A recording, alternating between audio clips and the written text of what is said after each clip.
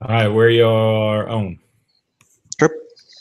All right, well, I don't give a damn if you're ready or not. Now we're on. It No, don't matter. you just go.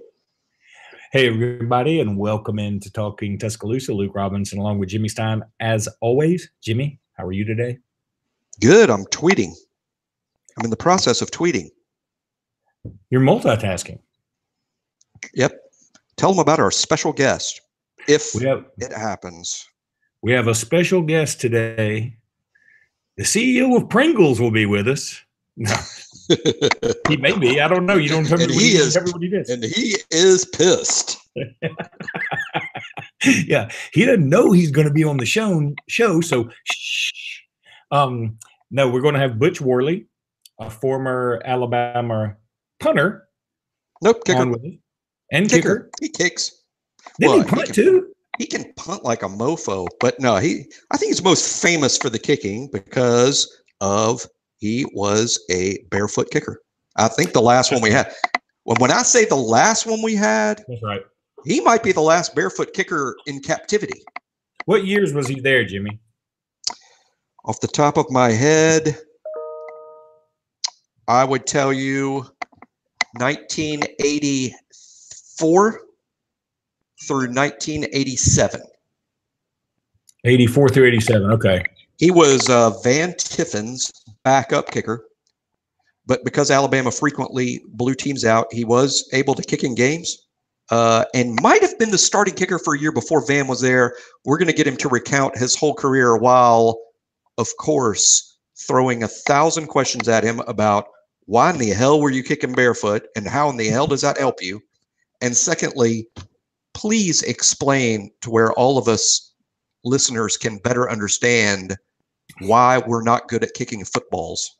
We seem to be good at everything else, but we can't kick footballs anymore. And we have an actual expert on to discuss it. I like the way that, and Jimmy, you have arranged all this, and so congratulations to you for doing something. That's kudos. I've sort of done something. We have not added Butch on yet, as listeners to the show will realize and have realized for several years. We are what human beings refer to as idiots. And though we can somehow manage to navigate the internet and put this broadcast on the air with the help of outstanding producer Lawrence McCrary, we aren't good at tech stuff. And when I say tech stuff, I mean like putting batteries in the remote. Well, I swear to God, as you were saying that, I was like, oh shit, he's got a point. We don't know that we can get him on. We've never had it. I think I'm going to try to fake his voice. Though I assume you've never spoken. I have never spoken to Butch Worley. Does he talk like this, or is he a little bit higher? I would say a little bit closer to that foghorn leghorn thing you did the first time around. Well, I say I used to punt and kick barefooted, sir. That's pretty good. See, I don't think that sounds a damn thing like Butch, but that's good. We should have just told Butch, hey, we're doing this and we don't care if you don't like it. We should have talked to that guy. And we should just have had you doing that voice, being Butch. That would be fantastic. We're doing that next week. Let's tell everyone that we have a guest on. And make it someone out of the mainstream, somebody that they don't know their voice. We'll say, we're having as a guest former Alabama linebacker Travis Carroll or something like that. Tan Viffen. We're having Tan Viffen on. Y'all might not remember Tan. He was our first South Korean kicker. And he only played for half a game. So, all right. You want me to text Butch and see if he's available, sir? That's the worst. I mean, that's the worst impersonations. That's what makes it so awesome. Well, I know, but I mean, like, I'm really ashamed of how bad my impersonations of people are. I just can't do them. I mean, because I think my voice is pretty distinctive, and every time I try and do it, I also like curl my chin into my neck, or my whole body gets into it. I can't just do like if somebody goes like, do your Bill Clinton or do your President Obama. I can't do those, man. I don't sound like them. I'm spitballing an idea for a sitcom here, but if we ever wrote something that was like Arrested Development, and you know how Job on Arrested Development was like a horrible magician, and he was like really bad at it, and it was so funny because he was so bad at it. It would be great if that character did impersonations, but A, the impersonations were horrible, and B, they all sounded the same. Well, he did do the ventriloquist act that was so bad. And remember that and at the end, Buster tried to take over the mantle for doing the ventriloquist act, and the Lucille, the mother, said, "They're never going to let you in the country club with that thing on your hand." He said, "I don't want to be in your tight ass country club, you stank bitch." That was the funniest. Oh, that show was so damn good, and it's so funny. There were some good country club jokes on there. But remember when Job had his puppet was a Franklin. Yeah, it was Franklin, and remember, and he was a little black guy. Yeah, he was a little black guy, and then he washed him, and he became like sort of white. He turned white, and he said, Michael said, "Well, the good news is he can eat lunch with you at the club now." Yeah. But I'm going to tell you what's funny. What's funnier than the show Arrested Development is the people who didn't get the show. Like they were like, that show just wasn't funny. They just did not get it. And I think that's funnier than the show itself, the people who didn't get it. That show was so good. Oh God, that show. Believe it or not, I think when it was on, I didn't watch it. I only watched it a couple of years later when I read people were saying it was the funniest thing ever. And I'm like, well, maybe I better give that a shot. And then I watched it either in syndication or on a DVD or something. And I'm like, this is the funniest show since Seinfeld. I mean, it slayed me. They had a whole episode about how Fox was going to cancel it. Right. And so they had a whole episode begging other studios to take it or other channels to take it. And like they were saying like, yeah, if we don't get something soon, I mean, it's showtime, I mean, they would just throw out random other stations like that. It was funny. All right. Have you texted him? I texted him, but you have to send the invite. I've not heard from him, but this will also shock people who are used to listening to us who are idiot losers, but Butch has a job. So may not work. He's not just always available. I feel like our plan's already falling apart. We did not take this all the way out, Jimmy. We did not think this all the way through. What's his email address? I know. How am I going to invite him? I don't know. But does he have Barefoot? Does he have a computer? Oh, yeah. No. Oh, wait. I do. I do know his email address. I will text it to you. I suppose I'm not used to being on the air all the time. I suppose I shouldn't just, there's his phone number and here's his email address, so people can message him and go, what a shitty barefoot kicker you were. I'm glad I get to bitch you out 30 years later. Yeah, because if people think Avery Johnson caught hell yesterday, there are still people mad about some kick he did or did not make. I can bet you that, because our fan base is nuts. So I bet you can invite him. If you just click on the screen, does anything come up? When I click on the screen? All right, use your mouse. Hey, I do know his email, and I'm sending it to you, and you're going to laugh when you see it, because you're going to go, wow, I can't believe you didn't share that on the air. It was very high tech, he's sneaky. He's totally in hiding, so you should be getting it right now. Well, at least it's a Gmail account. You can be that way. Well, I knew he had to have a Gmail account to be on the, but that's a real sneaky. He's hiding, isn't he? Wait a minute. His email address is Barefoot Fetish. But see, he put 2 E's in the fetish, Barefoot Fetish. Well, he didn't go out there. No, that wouldn't be right, because he didn't go out there with both bare feet. Right? That's a good point. He was a barefoot punter, not a bare feet punter, a kicker. Let's bring that up, because that makes a lot of sense to me.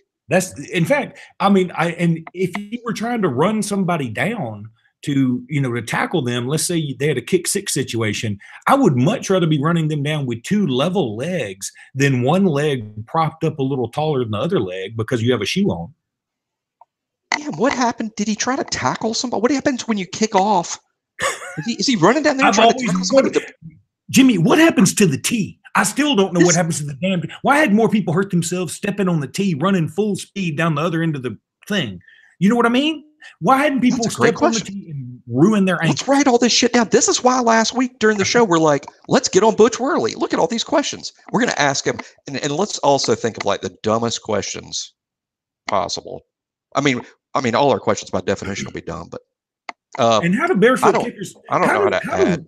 How do our running backs get turf toe all the time, and I never hear about it from a kicker? They use their toe more than anybody. I mean, I'm not being silly. How did he avoid turf toe with his toes literally on the turf? Did he kick? So if he was there in those times, he was there when we went to Boston College, right? Was that 83? Oh yeah. That was 83 or 84. No, he may have been on the team. He could have been a freshman in Birmingham, because I think that's when Kerry Good tore his knee up again. Yeah, that might have been 84. I think that was 84, the year we had the losing season, and we probably never would have had a losing season if Kerry hadn't gotten hurt. And for you people that are younger, and I know y'all are aware of Kerry's battle with ALS, man, I hate it for older, younger people that never saw Kerry Good play at Alabama. If he had never hurt his knee and gotten injured, he would have not just been good. I think he would have been one of the all-time greats at Alabama as a kicker.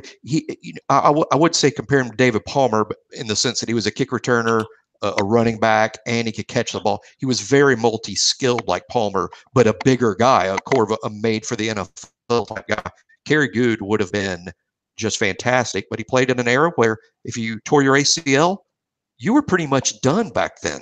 And now you come back from it 6 months. But back in the prehistoric days when me and Luke were growing up and our friends were all, these big time football stars, you tear your ACL, you're like, oh man, you got to retire and you're 16 because you couldn't come back from it. And I think all Kerry did was tear his ACL, but that was career ending in the early 80s. Or you could just get it worked on and probably be butchered. Well, they had Civil War surgeons. They did. It's a lot of biting on sticks back then. I don't know how to add a call. By the way, I still haven't heard from Butch. So let's do our own show, and then Butch can get in it. I mean, it's like I've always said when I'm just having one-on-one time with my wife. You know what? The only thing that'd make this better. Let's keep going, but the only thing that'd make this better is if Butch Worley got involved. and she's like, yeah, that's hot, Luke. Tell him to wear both shoes. I'm like, no, let's not get crazy. He's got to come with one barefoot and one regular shoe. It's like you're writing for those Slingers commercials. All right, so we beat Mississippi State this past weekend. By the way, we did. Shut them out. Do you watch the unofficial UA coaches or whatever it is on Twitter? Do you know what I'm talking about? They do the video. I know what you're talking about. You're talking about the John Doe guy that does the film breakdowns. Holy hell, I love them. Yeah, it's funny. You seem less enthralled. I don't dislike it by any means at all. I enjoy it. It's definitely entertaining. How's that? I encourage all Alabama fans to watch it because it's entertaining for sure. I think it's pretty damn brilliant, and it's something I've always wanted to do. I said a long time ago, you and I should have. We can't. I'm not going to break down film quite as much, but we can't maybe talk about some of the things they talk about. But I think that we could at least talk. I've always said it's best to go. Let's go back and watch the 91 Blockbuster Bowl with David Palmer breaking ankles left and right. You want to talk about somebody that would be the star of Mama, There Goes My Ankles. David Palmer was the original star of that shit. He could do it like no one else has or ever since. Yeah, that would be fun, and I think breaking down tape's fun. I'm not going to pretend to be Tom Luganbill, but yeah, I could do. I watch a lot of. We talk about it forever, but during the off season, I go back and rewatch the Alabama season, and I love doing it chronologically, so you can kind of relive the season, and you notice so much more with the emotion taken out of it. I know how the game's going to end, and I don't worry about a thing, and I'm just literally watching. To me, I just see so much more that I didn't see during the season because when we watch, we're emotional. We want things to go well, and we get up upset when it goes bad or happy when it goes. But when you watch it in March, April, May, June, and you know how the season ended, you know how the games end. I think you can observe more as just just more of an objective expert analysis as opposed to, oh gosh, it's 3rd and 6, we better make this. Well, I tell you what, though, there are some games that I still have trouble. Like, I still get nervous when I watch them. That Penn State game in '89, when Penn State was just driving down the field at the end with gosh, who was the running back? Was it Blair Thomas? John Carter? No, it was Blair. No, it was Blair. Blair Thomas. Oh man, yeah. That dude was a dude, man. Oh, he was killing it. And then remember, he got tackled about 6 inches from the goal line, like his shoulder pads landed from the goal line. And if they had review, they definitely would have reviewed it back then. But he got tackled, and Joe Pa didn't want to take a chance, and so they went ahead and kicked the field goal. And Thomas Ram blocked it. It was a pretty famous moment. I mean, I still get like butterflies right before that's about to happen. Because when you think about it, it's the hardest kicks to block. That was an extra point. I mean, it literally was an extra point. Yeah. And those hardly ever get blocked because on extra points, the kicker's goal, and we'll have a kicker on the air perhaps. The kicker's goal is to get the ball straight up. When you kick extra points, the kicker is not trying to kick the ball forward. He's trying to kick it straight up, but they have such good swings and good legs. The ball actually, moves forward 30, 35 yards, however far it would go. But the ball goes straight up. So the hardest kicks to block because the penetration has to be intense. And you just hope that the kicker, kicks it a little lower than normal. And Thomas Ram blocked it. I saw Thomas Ram this year.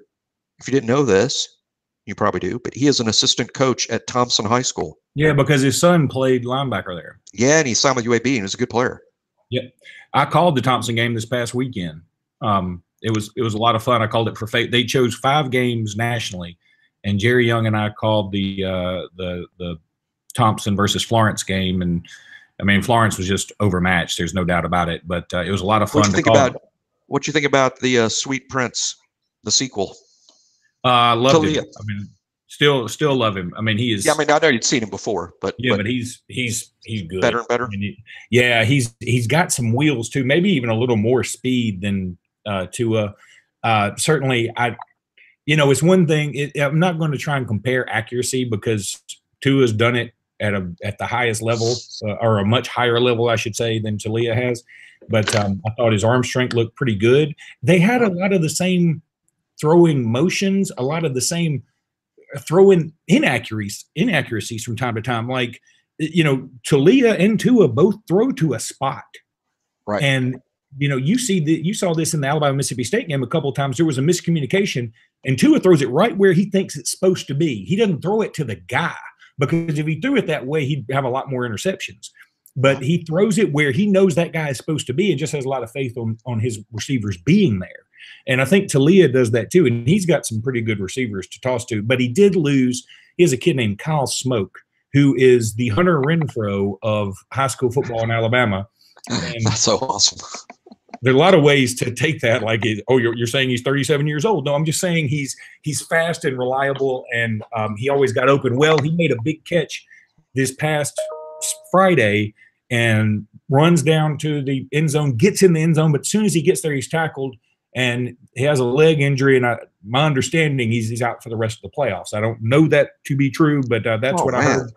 That's what I heard during the game, and I have not checked on it since then because I've been in West Virginia, and I'm actually in Columbus, Ohio right now. So I haven't checked on it anymore, but yeah, I think he's out for the rest of it. And I hate it because I think that ends his career, or at least high school career.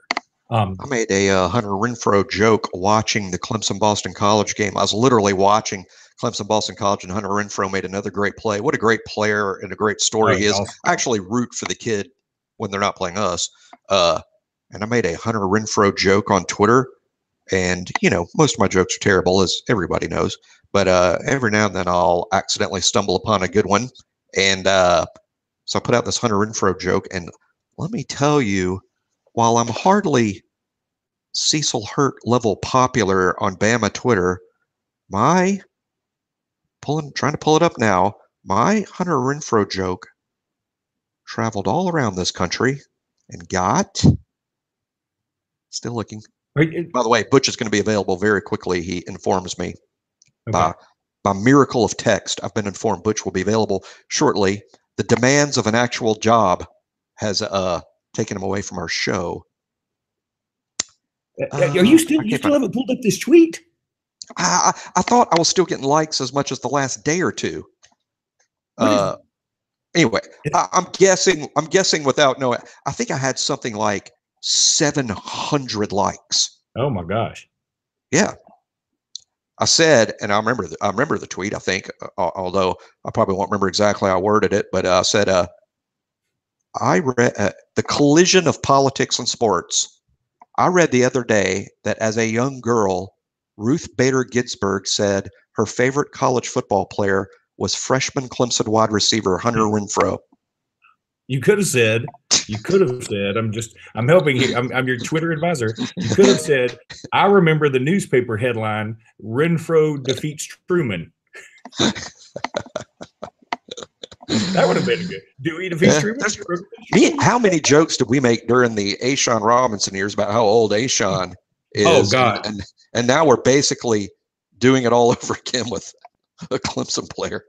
So much of the Well, did you see the guy take A'Shawn Robinson's beard and put it on his head? Holy cow, it looked awesome. That was fantastic. It was a great picture. And did you see that a disgruntled teammate in Detroit got A'Shawn so mad that A'Shawn drove all the way up to the football complex and was looking for the guy to kick his ass? No, that was in the Detroit media. If I were that guy, I would right now be in Montreal under a new name.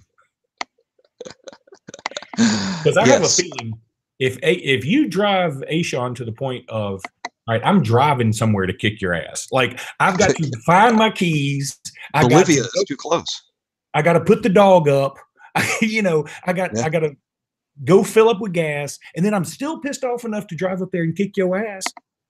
That means A'Shawn was dedicated. You know, the funniest thing about my Ruth Bader Ginsburg Hunter Renfrow joke is I just found it. How I told you that the funniest thing about the whole thing is I told you I had 700 likes. It's just 275. Oh my god! It's only a third of that. That's the funniest. Like, what did you do? I must have got like 700 likes from Twitter, and they were like, "Quit doing this." Twitter said, "Please quit inflating your numbers."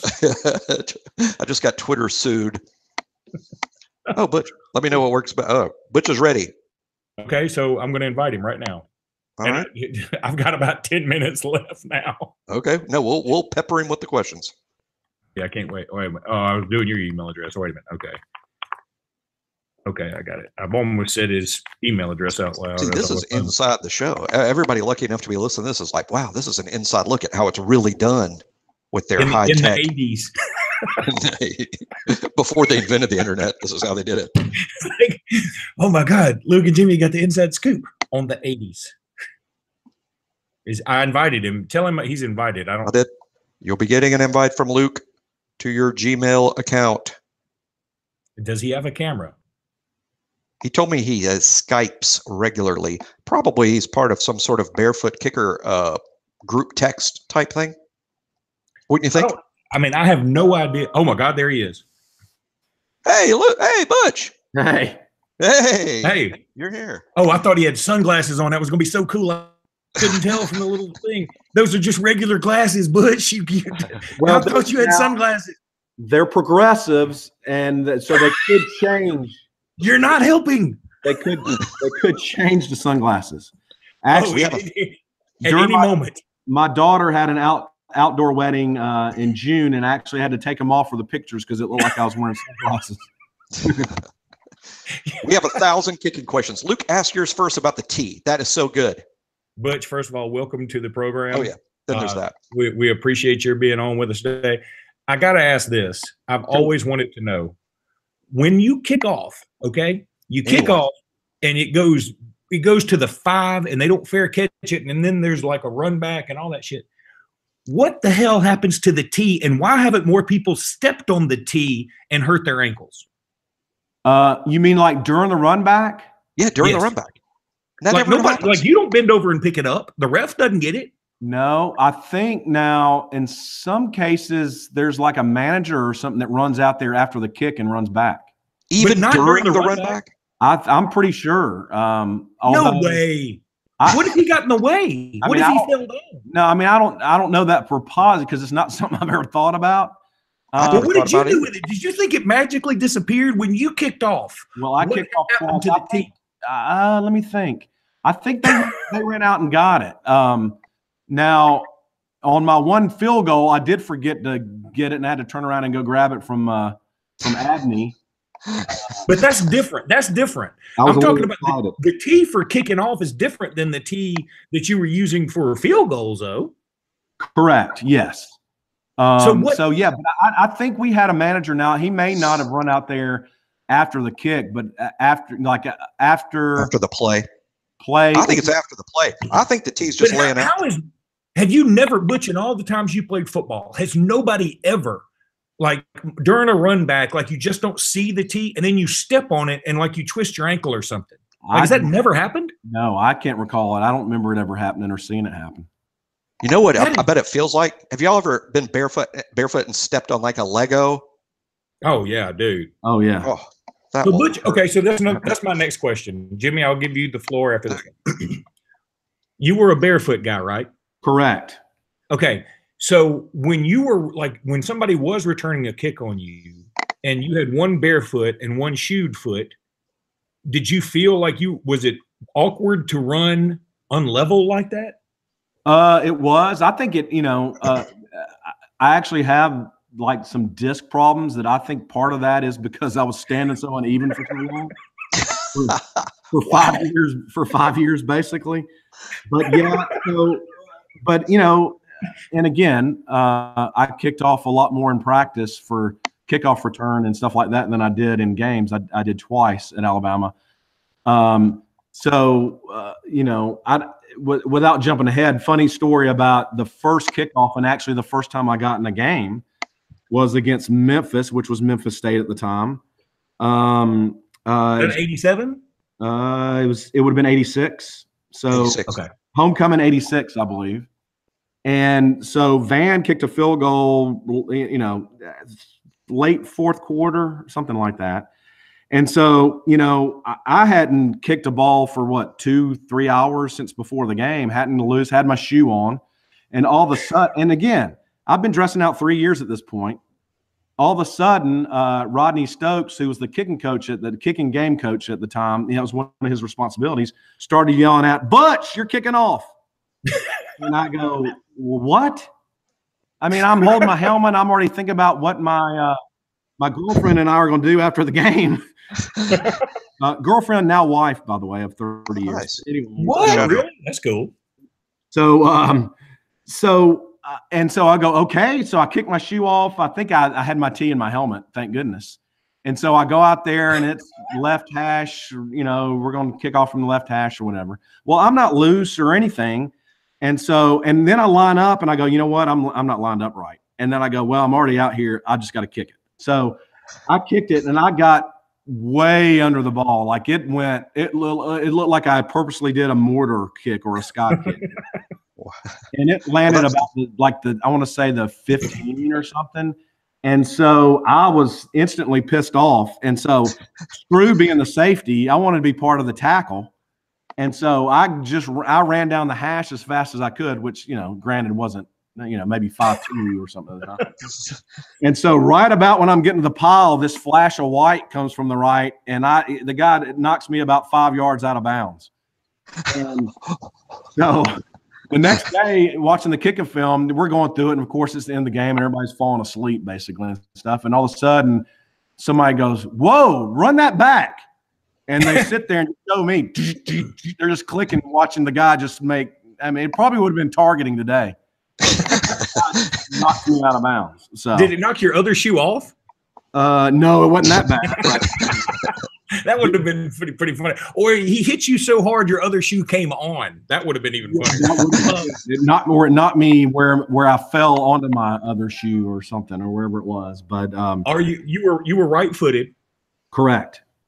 Still are, I guess. I shouldn't say were. I mean, I guess you still are. Yeah. Are your right toes pretty jacked up, or did they survive all the years of football pounding? So, well, I'll get to that, and I'll also get to what you were talking about last week about the barefoot.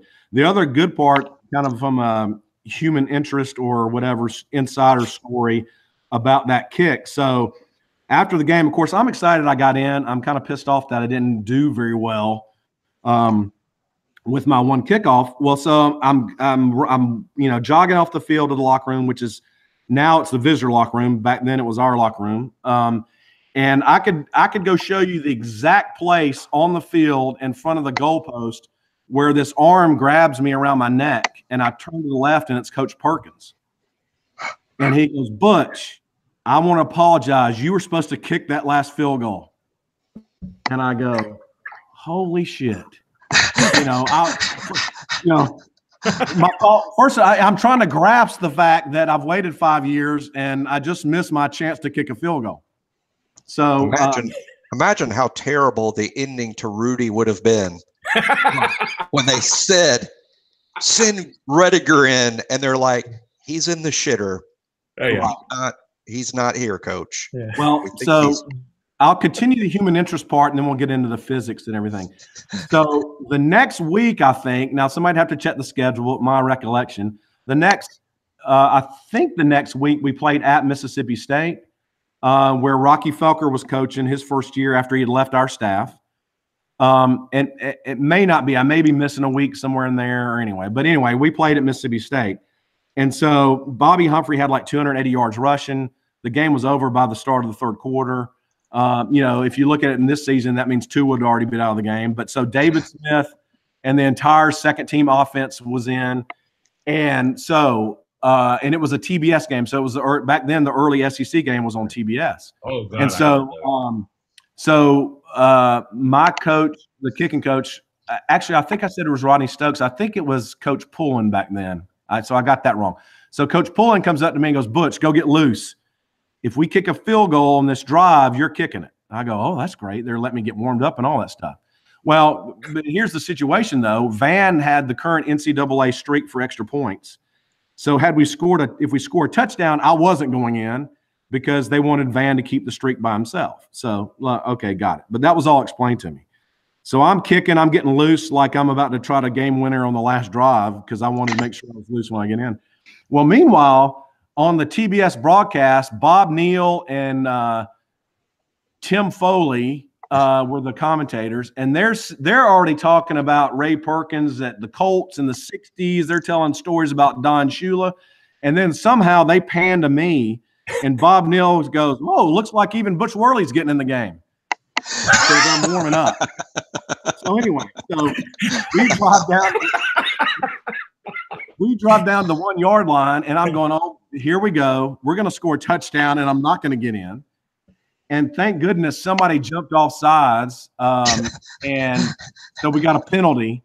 And so and we were just running the ball anyway. And so toss sweep, and they stopped it. And so I got in, made the field goal, and then kicked off. Well, and I'm wrapping up, I promise. I know. No, keep going. That's good, man. I'm trying to think. So I want to say it was 7 years ago or so. We had Ray Perkins reunion for everybody that played for Coach Perkins. Now, because of the way things work at Alabama, we did not win an SEC championship, so we did not get to have the reunion during the season and be recognized at a game. But it's fine. No, I'm not complaining because I'm glad we did it. It was great. So we all met, and we were there for a couple of days. We went to the scrimmage and all that. And so we're at the scrimmage, and we got our own section. We're all hanging out, talking and everything. And, it's like 98 degrees in the shade, and we're all sweating. And all of a sudden, that same arm comes around my neck. And I turn, and it's the same exact way I turn around. It's Coach Perkins. And Coach Perkins said, "Butch, I bet I can tell you something you don't know." And I said, "Coach, I guarantee you can tell me a lot I don't know." And he said, "Remember that kick against Mississippi State?" And I go, "Yes, sir." And first of all, I can't remember. I mean, for him just to still remember my name. But no, that's the kind of person he is. I mean, and that's a whole nother deal we could get into. But he goes, "Remember that kick against Mississippi State where you kicked that field goal?" I go, "Yes, sir." He goes, "Remember against Memphis, that game, and I forgot to put you in?" And I go, "Yes, sir." He goes, well, if you'll remember the game, and if you watch, I've watched the replay of the drive so many times, I got it memorized. At the start of the drive, they're talking and they show Coach Perkins, and he gets on his headphones and he takes his headphones off and he scratches his head and he just looks down at the ground. I think he had just been told that Randy Rockwell was out for the year. He had torn up his knee. And so he goes, if you remember, Randy got hurt that game, and Chris Smith the trainer had just told me. He goes, and so I was sitting there worried about that, and it was getting towards the end of the game, and then all of a sudden I got a tug on my jacket, and I turned around and it was Van Tiffin, and he said, "Coach, don't forget to put Butch in." And that's something I did not know at the time, and I did not know until Coach Perkins told me. So that's just another kind of cool thing. What a great. So yeah, getting back to Rudy. So thank goodness Van did that, because then I got to score. Because when people bring up Rudy, I go, yeah, he got in for what proposed was a sack. I don't think he really had a sack in real life. I think that was in the movie. But at least I scored. I got in for 3 plays and I scored 3 points. So there you go. That's right. And you were perfect. You were perfect in your career. 1 for 1.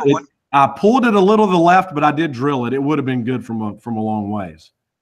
Let's say 60. Good from 60. Yeah, I'll say 60. Easy. Okay, good. I love the story, and I think it's incredibly sweet. For the purposes of this podcast, I think it would have been better if Van Tiffin had tugged on his jacket and said, "Hey, Coach, how would you like to buy a motorhome?" Exactly. Well, I'm starting an empire, and I want you to be my first sale. Oh no, the empire was fully in place at that point. Believe me. Why? But that's great, and and anybody knows Van. Van was very quiet, kept kind of kept to himself, and he very stoic, very focused, and frankly, I give Van not only credit for that. Of course, I found out later, but by the time after Van came in, I mean, I got so much better just from being around him and learning from him, because I basically taught myself, how to kick. Yeah. So okay, wait a minute. That brings up another question. You taught yourself how to kick, and that's really cool. I mean, you're a prodigy. You're a prodigy, Butch. I mean, that's pretty cool. But having said that, if I were going to teach myself to kick, I would use both shoes. Well, I'm just curious, how did you know you were better barefooted? All right. So the story there is my grandfather actually played for General Neyland at Tennessee.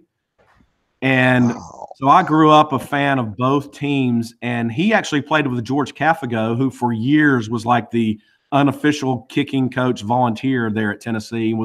He was a guru himself as far as teaching soccer style kickers for however reason. And so Tennessee actually had the first barefooted kicker I ever knew about, named Ricky Townsend, even before Tony Franklin at A&M and some of those guys. So when I was little and we'd be screwing around in the yard playing football, I saw him. I always take my shoe off and just kick it. And that's just what I did. So when I decided to go out and try to kick for Huntsville High, good old Huntsville High Crimson Panthers back in the day, and was, I found out you couldn't kick barefooted. So I'd take the liner out of a running shoe and not use a sock and use that. So that kind of leads me into what you guys were talking about last week. And a lot when you talk about soccer style kicking, you can relate to golf. So anybody that plays golf out there. So it's a combination of leg speed and the contact with the ball as to how far the ball goes. So if you think about a kicking shoe, even a minimalist kicking shoe's got padding in it. So when I kicked barefooted, I actually rolled my foot over, and you could kind of do a stripe on my foot where I actually made contact with the top of my foot. So you've got a larger surface there to hit the ball with, and it's actually the hardest surface possible because there's no cushion at all. And so I would kick probably easy 10 yards further barefooted than I would with a shoe on, because you got your leg, the padding. There's a lack of padding. Think about the new drivers these days playing golf. They're much lighter, right? I mean, and so you swing easier. You've still got a faster club head speed. And so even though it's not a huge amount of weight, it's still with nothing on your foot, the leg speed's faster and it's a harder surface. So I would get much more lift and get more distance kicking barefooted than I could doing it with a shoe on. Well, back then there were other barefoot kickers. Yeah, not Alabama, but there were others around the country. I mean, Tony Franklin being the most famous. Right. Rich Carlos, I think, was around my age. He was at Cincinnati, I think, if I remember right. I mean, the fact, if any of this is accurate, I think he played at Cincinnati. I don't recall seeing him in college, but of course he kicked later in the pros. So, and there weren't a lot, but the main one everybody remembers is Tony Franklin because he was just a stud and kicked in the NFL for so long. So the two in the NFL that I remember, and the only two I remember, are Tony Franklin and Rich Carlos. Why are there no more barefoot kickers? I don't know. And the fact that was a good question last week, asked if it's still legal. I would think it is. I mean, it's not like there was a rash of people having their toes pulled off or something that they can barely get rules for regular players right. I doubt seriously there's been a rule saying you can't kick barefooted. So I think it's just a matter of, as soccer style kicking got popular and as all these kicking schools and stuff got started, I mean, people had used a soccer shoe or a special kicking shoe that somebody designed. So, I think I was, I don't know, Jimmy, if I tweeted to you or not, but I've actually thought about starting a school only for barefooted kickers and then having, I would be some kind of guru with barefooted kickers out there. So anyway, that's been a thought I haven't pursued, but to me, especially look, I was lucky. I got to kick off a 2-inch block for field goals and extra points. Now they have to kick off the ground. And to be able to get that little extra lift and everything. And if you go back and look, because Tony Franklin did the same thing. He had a 2-inch block that he used, and then he went to the NFL. He dropped off. I bet he lost kicking off the tee. I think he hit a 68 in college or something like that. And I think he hit a 60 in the NFL. So he probably lost 5 to 8 yards, not kicking off the tee. But I bet if you compared how he kicked barefooted off the ground to other soccer style kickers at the time, I guarantee he got better lift off the ball just by being able to get under it like that. I bet if you open up your barefoot school for kickers, your first volunteer coach joining the effort will be Rex Ryan. Isn't Rex Ryan into this? Not necessarily the barefoot kicking part. He's got an admitted foot fetish. You're right. Yeah, but I don't think he's into dudes' feet. Well, I know I pluralized feet, but outside of the hair, is there a giant difference other than, I guess, size? Oh my God, our big toes are so much worse than women's big toes. Are you kidding me? That's actually nauseating to think about. So it sounds like to me, Butch, correct me if I'm wrong, that Jimmy, at least at one time, was in the middle of something and got confused whether it was a woman's foot or a man's foot and said, screw it. Right. That's what it sounds like to me too. Yeah. Said, any port in a storm, I'm like, oh, you remind me of a very tall girlfriend I used to have. What hairy toes you have, my dear.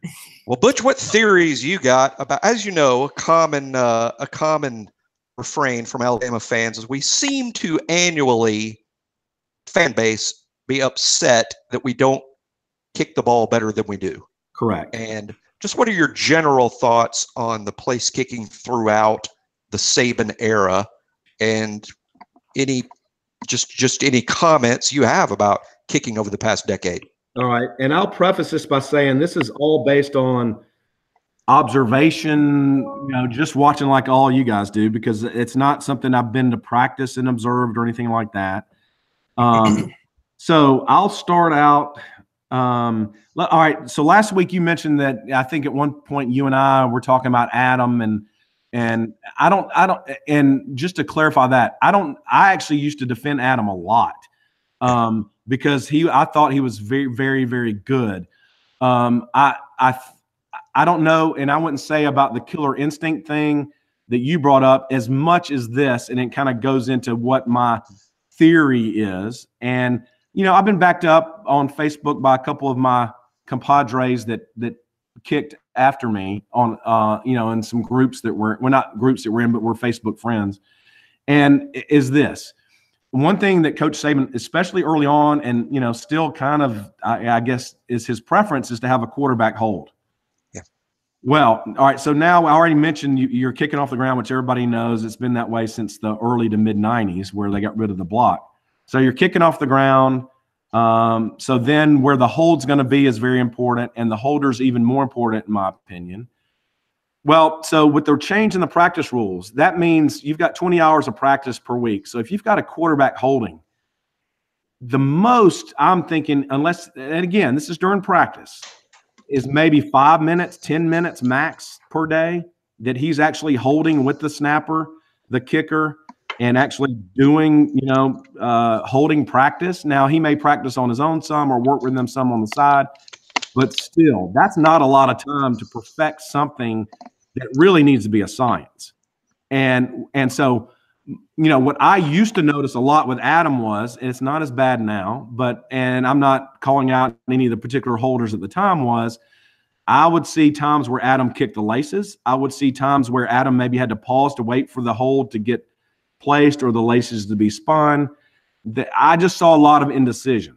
And so I think that's the common denominator. If you look at the kickers and the lack thereof of success, I think it's some hesitancy into not getting a lot of practice with the holders, and then not being sure where the ball is going to be placed and how it's going to be placed. So you almost have to wait to do it. And if you look at LSU, with the first extra point game in LSU, Joseph basically had to wait, or he could have waited maybe and then try to kick it, or it probably should have been a fire or it should have been picked up and been a fire play, to try to get the 2 points, I think, on hindsight. But that causes that hesitancy. My point, kind of in what I was talking to you about, to expand on what I told you about the killer instinct or wanting to get in there, that's part of it. The other part of it is, just like a golf swing, you don't want to be thinking about anything. You want to get out there and kick just like you have 100 times in practice that week. You want to get out there and know, here's the snap, here's the hold, and I'm kicking like I did when I made 98 out of 100 this week during field goal practice. And to me, that's the difference. Those guys, and I've had people say it, well, in the scrimmage he did this, or in practice he did this, so he must be nervous at the crowd.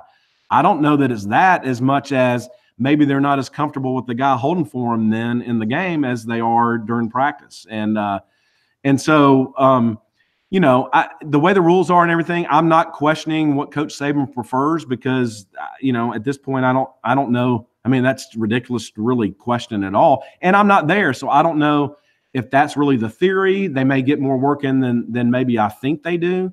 But, I mean, one of the benefit that both Van and I had is Larry Abney was there all through practice. I mean, if we needed to kick with a snapper, we had a snapper there and a holder there. And then when we went to kicking practice, we were with the same guys. And so I never had a thought. I mean, when you think about it, I waited 5 years to even try a field goal in a game. So I probably should have been nervous. I couldn't wait to run on the field and get out there because I've been waiting forever for it. So that's kind of the mindset thing when I talk about mindset. The second part of that is I had absolutely not one thought, never entered my mind, never would have entered my mind that the hold and snap wouldn't have been perfect, because Darren Whitlock, the snapper at the time, and Larry Abney at the time, I'd worked with him so much, I really never had any thought about it. Now, part of what I did in practice sometimes was train the backup holder, which would be, that could be a lot. And again, that's really where that opinion comes from, is from that experience. I would get somebody, and not Clay Whitehurst or John Casimus, but they were part of that group, and I know both of them and I'm friends with both of them, so I can bring their names up. But there would be times during kicking practice where they would be the backup holder, and I hadn't worked with them all week. I hadn't worked with them until then. I just got to hope they get the ball down, and I'm kicking barefooted, and I got to make sure the laces aren't in the way. And I definitely did not kick as well during that time as I did if I kicked with the first team with Larry Holden. And so that's kind of my thought. You brought up the national championship game and before that last kick at the end. And again, you were right. He was accurate, had a very good record, I think, during the year. But if you looked at him warming up on the sideline like there, I told my wife, I go, oh, gee, I hope we score a touchdown. Yeah. Because you could just see he didn't look the same as he did when he warmed up in the net the other times. I mean, if they ever showed it, he had a different look about him. And it's just like, when I bring up somebody hadn't done it, when you get ready to hit a drive over a lake and say there's nothing but water and you got to land on the other side of the lake, as soon as you start thinking about that, you're done because you're going to hit it in the lake. And it's if you're sitting there thinking while you're warming up, hey, oh my gosh, we're playing for a field goal and they're trying to line up and they've already asked me where I want it lined up and they're going to go take a knee somewhere, getting ready for me to go in there. If you're thinking about all that, oh man, 50% of your success rate is gone because your mind's not right. You need to be thinking this is just like that scrimmage in Bryant-Denny before the season. And I'm running out there to kick it just like I did then. And that's kind of the difference in the mindset part of it. Wow. No, I think that holder theory is I had not put anywhere near that level of thought into it. And it makes perfect sense to me as just a sports fan. That makes total sense to me. I would think that there's something to that for sure. And of course, you can always study how other programs do it, maybe programs that have a successful kicker year in, year out. And maybe what will make the difference over the course of 2 or 3 years, Butch, is that now Alabama has a full-time special teams coach who not only is a special teams expert, but he was a kicker himself when he was in college. And perhaps the influence of Jeff Banks running the special team show, maybe that will pay off. Have you seen the incoming kicker that's committed to Alabama, Will Reichard? Have you seen him kick? I saw the one game. I think what was on TV up here. It was Hoover against Thompson, I think. Okay, yeah. So yeah, no, and he's impressive. But again, I hesitate until they get there, right, and see how they do. I mean, I remember seeing Joseph hitting a 65-yarder or something, before he signed or whatever. I mean, because again. If my theory is right and they get there and they don't have any confidence in the holder, I don't know that it matters a whole lot other than somebody that's really, really good and that might be able to ignore that and still kick well.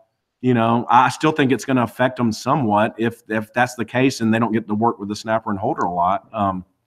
But no, I've seen him. He was very impressive, and I've heard really good things from people that have seen him at camps and things like that. So. We were due for a transcendent quarterback. We're due for a transcendent kicker. Although I'm with you, Butch, by the way, I defended Adam all the time, not just on Twitter, but all over.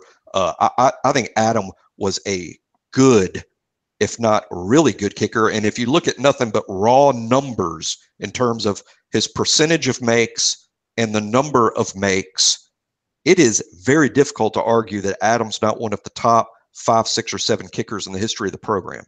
And during the run he was in. But here's the other question, and guys, I'm gonna hate to have to cut this short because Butch, I could talk about this all day. This is fascinating to me, but I have to go pick up my children and then drive to the Cincinnati airport.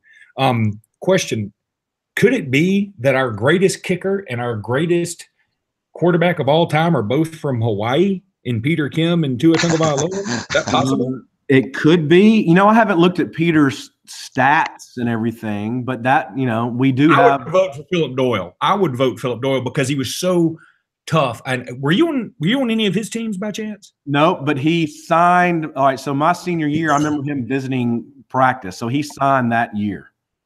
So 87 would have been his freshman year. Freshman year, yeah. God, he was tough. I mean, when in that kick against Tennessee in 90, when he got hammered as he kicked it and it went through the uprights, I mean, his mouth was bleeding.